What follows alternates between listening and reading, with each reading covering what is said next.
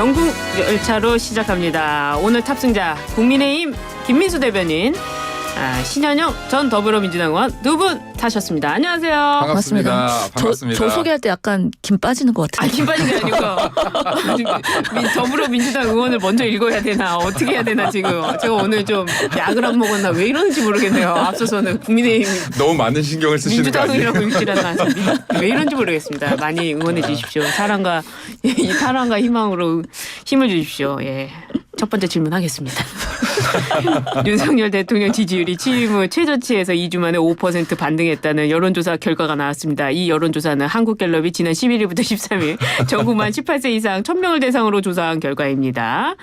자세한 여론조사는 중앙선관위 여론조사 심의위원회 홈페이지를 참조하시면 되는데요. 긍정평가 이유가 외교가 등장하면서 윤 대통령의 순방 효과가 나타났다. 이런 해석도 나오는데 의원님 어떻게 보십니까? 뭐 예전에도 외교에 대한 부분이 긍정평가는 포함이 돼 있었긴 했는데요. 네. 실제로 지난 우리 1%에서 아슬아슬했었잖아요. 예. 근데 정말 10% 떨어지는 거 아니야? 이런 5% 올랐대요. 불안들이 있었습니다. 네. 국민적 불안이 있었습니다. 진짜 10%면은 레임덕 가는 건데, 네. 근데 그러지 않았다는 거에 대한 상당한 뭐 다행스러운 결과라고 보이는 것 같습니다. 그런 면에서는 뭐 지난 그 기간 동안에 조사 기간 동안에 윤석열 대통령이 국내에서 크게 뭔가 문제를 일으키거나 아니면은 감점 요인이 상대적으로 덜한 거 아닌가라는 부분에서 좀 반등했다는 부분이 있고, 네. 특히나 국민의힘 지지층이나 아니면 조금 더 중도층에서 정말 10% 가면은 우리나라 위험해지는 거 아니야, 이런 마음들이 반영됐을 수도 있겠다라는 생각이 듭니다. 네. 그럼에도 불구하고 이번에 외교 순방 가실 때 김건희 여사 같이 동행한 부분이나 아니면 김건희 여사의 명품백 관련해서 권익위 판결, 이런 시끌시끌한 이슈들이 있었거든요. 네. 그럼에도 불구하고 올랐다는 거는 또 하나의 뭐 의미이지 않을까라는 생각도 듭니다. 사실 그 언론에서 많이 보도가 안 돼가지고요. 대통령이 순방을 갔다 왔는지도 잘 모르시는 분들이 많아요 지금. 그렇지 않습니까? 네, 지금 여론조사를 말씀을 드렸는데 제가 한글도 못 읽었네요. 이번 조사는 무작위 추출된 무선전화, 가상번호 전화조사원 인터뷰 방식으로 진행. 자세한 내용은 중앙선거 여론조사 심의위원회 홈페이지를 참고하시면 됩니다. 선관위가 아니라서 다시 하라고 PD가 했습니다. 말씀해 주시죠. 일단은 윤석열 대통령 5% 지지율 올랐다라고 하는데 이건 좀 크게 두 측면 정도로 바라볼 수 있을 것 같아요. 네. 하나는 외교 성과. 예. 이거는 그 벡테이터들을 보면요, 항상 외교 성과가 1순위에 있었어요. 언제든지 여론조사에 대한 긍정 지지율은. 예. 그리고 또 한 가지 측면으로 볼 때는 보수 지지층 집결하고 플러스 민주당 독주에 대한 좀 반대급부, 반사이익, 예. 뭐 이런 것들 두 가지 정도 나눌 수 있을 것 같은데, 네. 사실 윤석열 대통령이 그간 했던 외교 행보들을 보면요, 잘했어요. 네. 잘하고 있어요. 근데 이런 부분들이 너무 폄하되고 있다. 지금 대통령이 지금 이제 미국과의 동맹부터 시작해서 미국 동맹국가 위주로의 협력 강화라든지 그리고 이때까지 했던 이러한 행보들을 보면 이거 사실 다 경제 외교예요. 네. 근데 경제라는 게 바로 눈에 가시적인 효과가 안 나와서 그렇지, 지금 대한민국 근간을 튼튼하게 하는 외교들을 굉장히 지속적으로 해왔다. 그리고 이번 외교 같은 경우는 지금 어떻게 보면은 이게 강물 자원에 대한 협력 외교라고도 볼 수 있고, 네. 우리나라 기업들에 대한 지원 외교라고도 볼 수 있는데, 지금 이제 에너지 전쟁이거든요. 근대 현대사가 다 에너지 전쟁을 기반으로 해요. 그렇죠. 네, 예. 그리고 지금도 마찬가지인데 우리나라는 에너지를 95% 수입하는 수입 국가이기 때문에 네. 이러한 미래 지금 동력들을 위해서 윤석열 대통령이 취임 이후부터 계속해서 이러한 부분들을 신경 써왔고, 그 일환으로 이번에 중앙아시아 네. 3개국을 방문을 했다. 강물 국가들이죠. 네. 네, 그래서 이런 부분들도 분명히 긍정적인 영향을 미쳤다라고 볼 수 있고, 또 지금 이제 여기에 말씀하셨던 그 여론조사 벡데이터들을 좀 보면은 네. TK 지역하고 지금 이제 우리 보수 지지층 지지율이 한 5%에서 7% 정도 올라가요. 그렇군요. 네, 그래서 이게 뭐 북한 풍선 효과로 볼 수도 있죠. 북한에서 풍선 도발 같은 거를 하니까 보수 집결이 좀 됐다. 네. 그리고 또 이제 보면 민주당 지지율들도 이제 계속해서 또 최하위를 찍고 있는 부분들이 있는데, 이러한 부분들 보면 이제 민주당 원구성 독주에 대한 또 반사 이익도 포함됐다. 네. 그럼에도 불구하고 아직 5%뿐이 안 올랐는데, 제가 볼 때는 이러한 부분들이 이제 좀 지속적으로 상승할 가능성이 네. 있지 않을까라고 생각됩니다. 갤럽 긍정적인 분위기라고 봅니다. 갤럽 조사는 굉장히 보수적이기 때문에 5% 오르는 거는 상당한 부분이다, 이런 평가가 많은데요.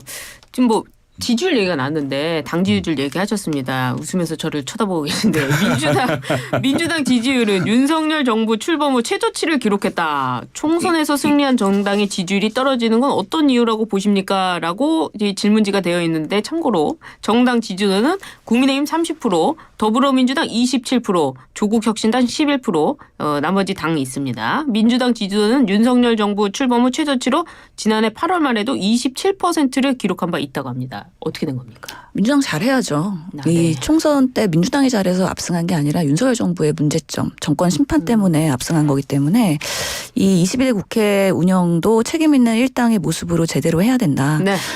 아직 원구성 협상에서 계속 밀당이나 아니면은 지금 11개 상임위는 이제 구성이 됐지만 7개 상임위 어떻게 할 거냐. 앞으로 이슈가 될 텐데 사실은 11개 상임위에서 좀 더 성과를 낼 필요가 있다. 그래서 네. 지금 보면은 상임위 상황들이 제대로 조명은 안 되고 있지만 법사위 열었고 과방위 열었고 이제 관련돼서 최혜병 수사나 아니면은 방송 이제 뭐 그런 일방적인 네. 편제 현상에 대해서 이제 청문회도 하게 되고 이런 것도 어떻게 개선할 것인지에 대한 제도적 논의를 할 텐데 실질적인 성과를 내야지 아마 이런 것들이 지지율에 반영이 되고 네. 그 과정에서 절차 관리도 중요하긴 한데 민주당 너무 일방으로 가는 거 아니야?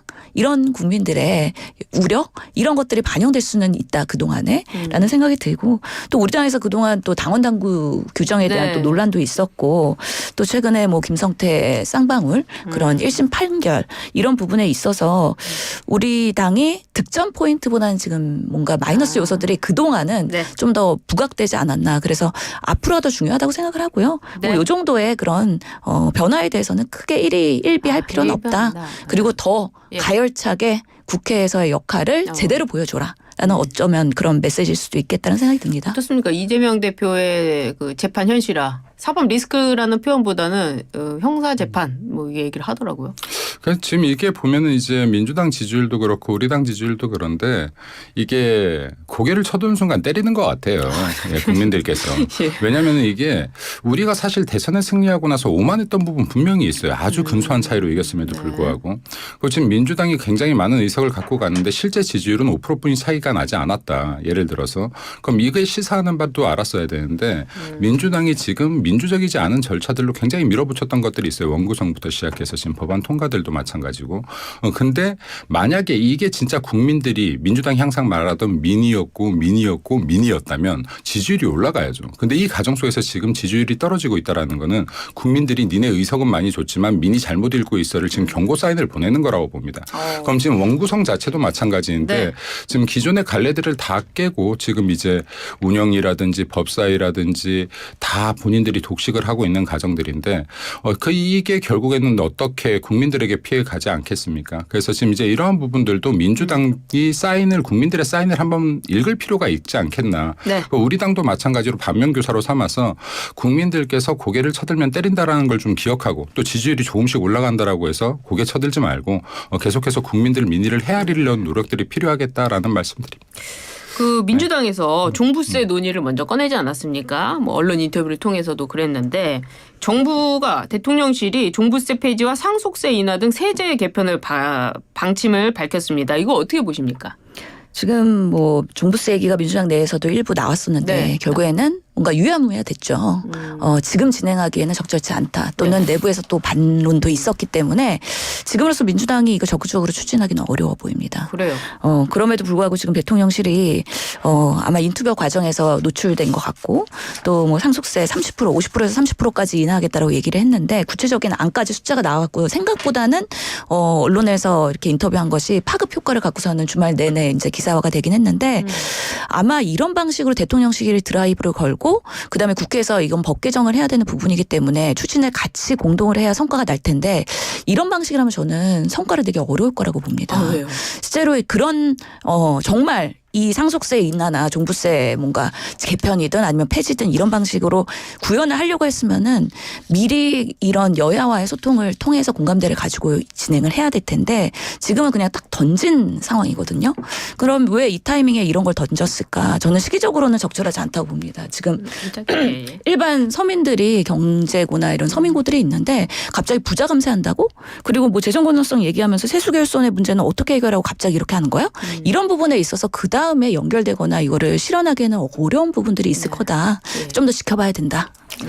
뭐 이게 사실 부자 감세로만 볼 부분은 아닌 것 같은 게 지금 이번에 종부세 같은 경우도 아주 고가의 주택들은 제외하고라고 했으면 이건 일단 서민들을 위한 정책이라고 봐야 되는데 종부세랑 상속세는 지금 지속적으로 논란이 돼 왔죠. 이게 지금 이중과세다라고 그렇죠. 해서. 예. 네, 그래서 이게 지금 어떤 측면에서 봐야 될 거 아니냐면 근대 유럽 같은데 근세 유럽 같은데 보면요. 네. 중세 유럽 때 보면 수염세라는 것도 있고요. 세금을 걸뜨려고 하다 보니까 네. 수염 기르면 세금 내라 창문세라고 해서 집에 창문 개수세에서 세금을 매긴다거나 그럼 이렇게 말도 안 되는 세금들이 역사적으로 나왔었을 때는 구군이 기웁니다 항상.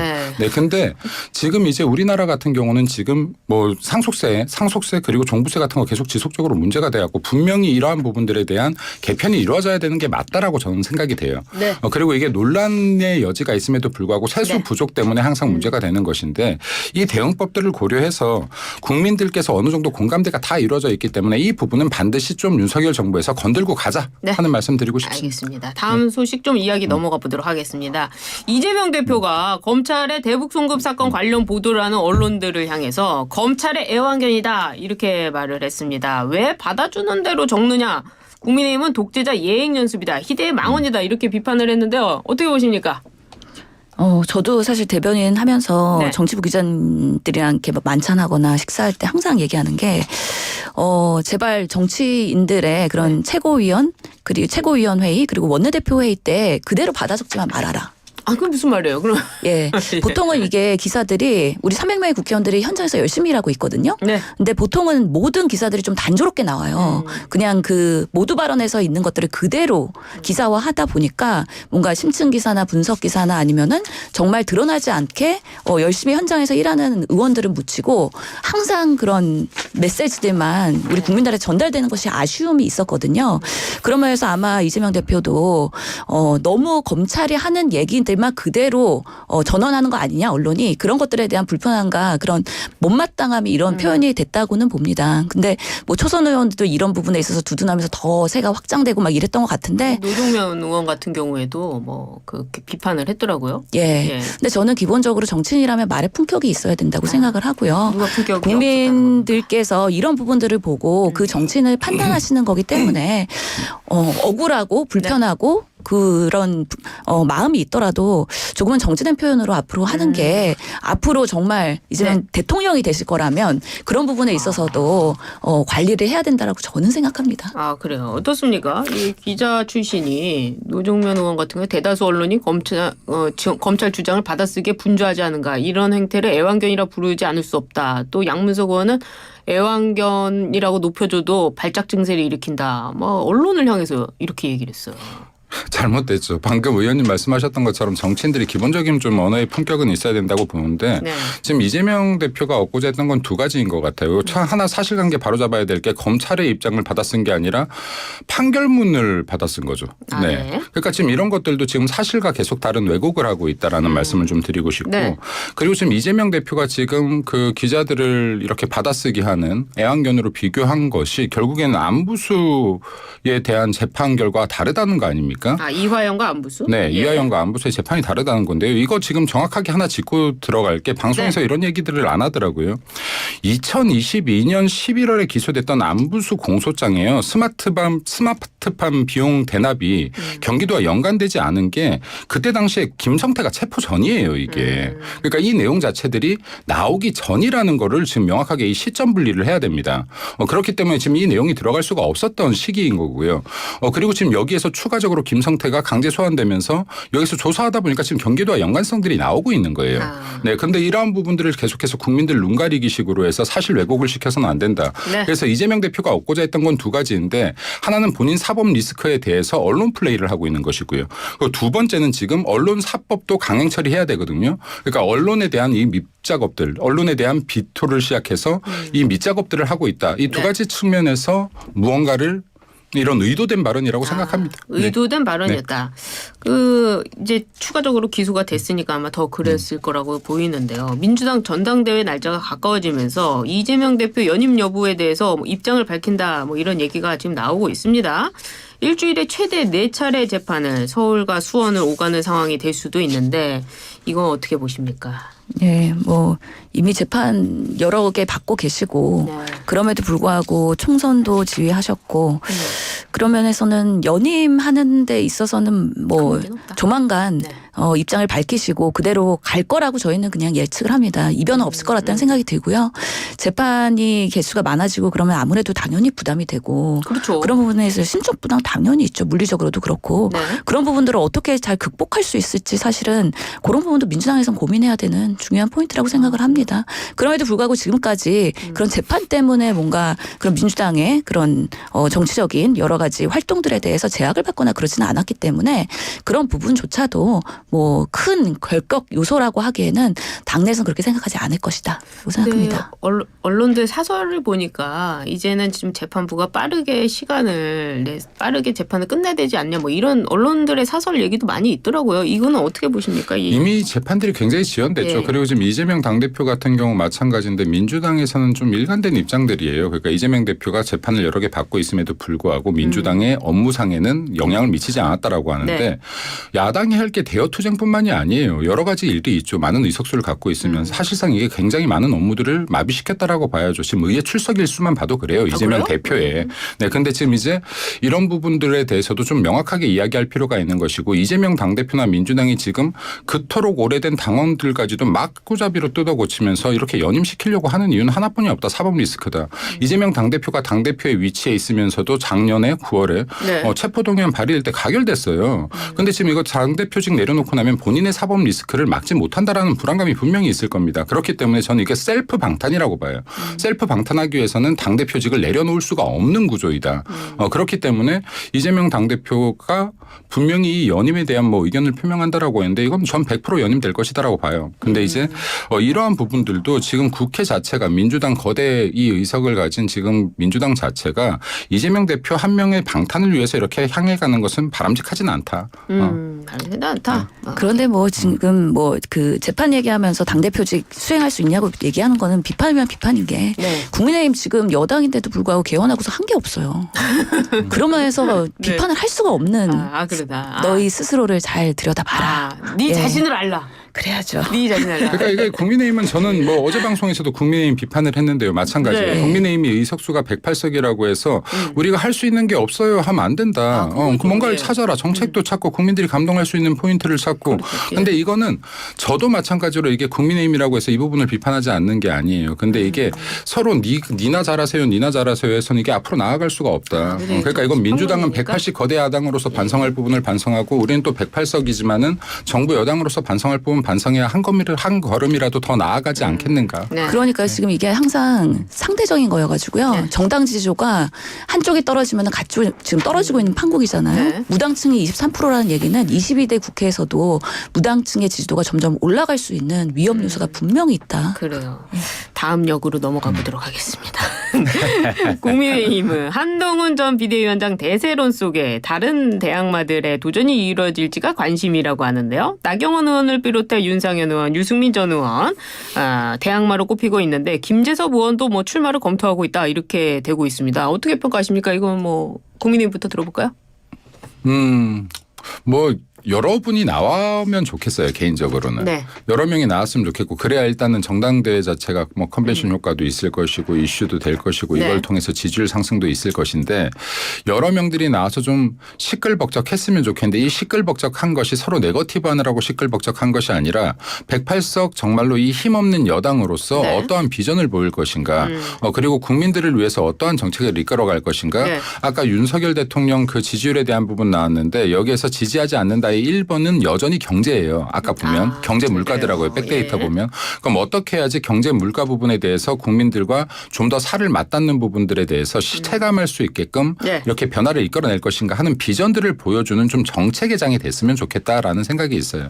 그리고 지금 아마 머리들이 복잡하실 것 같아요. 왜냐하면 전당대회가 그냥 나 한번 나가볼까 해서 나갈 수 있는 게 아니에요. 이게 돈이 많이 들어요. 그렇죠? 아니 뭐 돈을 좀 낮춘다는데요? 아니 그것뿐만이 아니죠. 뭐 문자가 지금 이제 당원 수가 민주당도 그렇고 그렇고 우리 당도 예. 그렇고 많이 늘었잖아요. 문자 한 통씩만 보내도 이게 어마어마해요. 그렇군요. 사실은.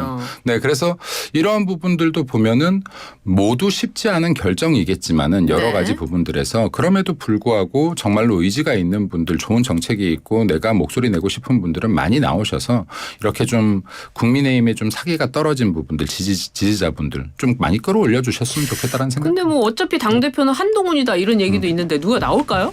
전 나올 거라고 보고요. 어떻게 보십니까? 지금 뭐 한동훈 대선이론인데 사실 이거는 언론이 부풀린 거거든요. 아, 그래요? 나오냐 안 나오냐 뭐 어떻게 할 거냐 그러다가 나온다 예. 그러다가 그러면은 또 그다음에 메시지 어떻게 할 거냐. 사실 그래서 과대 포장됐을 수도 있다라는 생각이 들어요. 아. 왜냐하면 이게 8대 2잖아요. 예. 8대 2면 결국에는 원내에서 그리고 당원들의 지지를 받고 인지도가 그렇죠. 높은 분들이 훨씬 더 유리할 수 있는 거버넌스가 있기 때문에 저는 그래서, 분명히 예. 나와야 된다라고 생각을 하고 개인적으로는 유승민 의원이 꼭 나왔으면 좋겠어요. 저는. 왜요?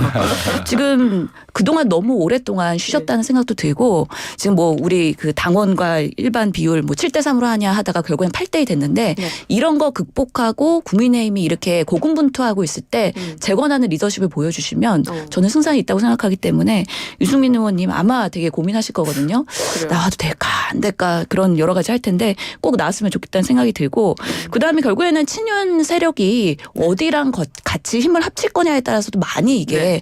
한동훈 대세론이 달라질 수 있다고 생각을 하거든요. 그래요? 그러면서 아직은 예. 뭐 판단하기는 이르다라고 생각합니다. 이게 중요한 거는 지금 네. 어떤 분이 당대표가 된다고 하더라도 이게 윤석열 정부와 함께 가는 길을 택해야만이 다 같이 살 수 있다. 네. 근데 유승민 전 의원은 네. 그 당 대선 후보에서 탈락하고 그리고 경기도지사 후보도 탈락하고 해서 사실상 정계 은퇴했던 거 아니었습니까? 뭐 정치권에는 네. 제가 볼 때 은퇴란 건 존재하지 않는 것 은퇴는 같아요. 존재하지 그러니까 않는군요. 말로만 예. 은퇴지 다시 아, 복귀하실 그렇군요. 기회만 되면 여든야든 할 거 없이 이번에 다 나옵니까, 복귀하시는 것 그러면? 같아요. 저는 나오기 쉽지 않다고 봐요. 아, 왜요? 나오기 쉽지 않다고 보는 게 들리는 풍문이에요. 저도 들리는 풍문인데 비용이 만만치 않다 없다 이런 이야기들이 들리는 것 같아요. 어떻습니까? 그 네. 어떻게 후원을 열심히 좀 후원을 하셔서 받아야 되는 어떻게든지 거 아닌가 뭐 이런 생각을 이게 하지. 그 참 그러니까 이런 게 그래요. 네. 그러니까 이게 사실은 문자가요. 정말 무서운 게 100만 당원한테 문자 한 번 보내면 이게 4, 5천 들어가요. 한 번에. 그렇게 많이 들어가는군요. 정말 어마어마한 돈이에요. 네. 그러니까 이런 것들도 참 좀 개선돼야 될 부분이죠. 그러니까 그러네요. 개선돼야 될 부분이에요. 아, 네. 전당대회 비용이 굉장히 많이 들기 때문에 고심을 할 것이다. 그렇죠. 뭐 떨어진다고 해서 누가 돈을 채워주는 것도 아닌데. 그럼요. 아, 그렇군요. 오늘 쭉 열차 달려와 봤는데요. 종착지에 도착을 했습니다. 벌써요? 내리실 분은 내리셔야 되는데요. 마지막으로 오늘 끝으로 월요일인데 즐거운 얘기 한마디씩만 해주시죠. 좋은 얘기? 없을까요? 아, 없군요. 아니 월요일 네. 또 새롭게 시작하는 데 있어서 국민 여러분께서 우리 정치를 보면서 네. 너무 또 이제 깔아지지 않도록 하는 모습을 저희가 보여드리려고 노력을 하는데 참 22대 국회 빠르게 원구성 협상되는 한 주가 되기를 기대해 보겠습니다. 파이팅. 완전 동감입니다. 파이팅! 알겠습니다. 오늘 열차 여기 도착했습니다. 오늘 여기까지 하겠습니다. 지금까지 신현영 죄송합니다. 신현영 전 더불어민주당 의원 김민수 국민의힘 대변인이었습니다. 감사합니다. 네, 즐거운 한 주 되십시오. 감사합니다.